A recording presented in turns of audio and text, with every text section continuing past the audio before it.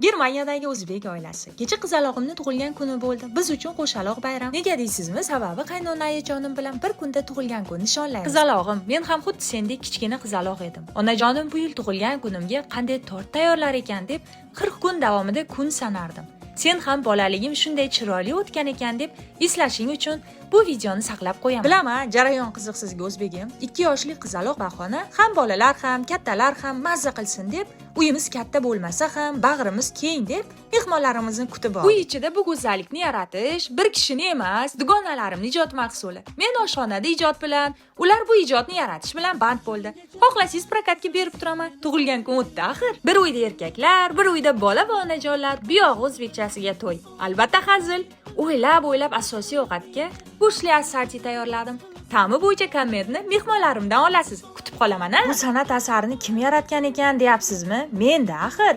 Bu san'at asarini yarataman deb 3 kun uxlamadim. Ta'mi ham, o'zi ham shunga arzigulik bo'ldi. Zakaz bo'yicha yozaverasiz endi. Hali o'zim yeb ko'rganim yo'q. Вообще zo'r. Qoshiq yeganimda 3 xil ta'm beradi. Biz tomonga yo'lingiz tushsa, bizning o'zbekona choyxonamizga kirishni unutmang, a?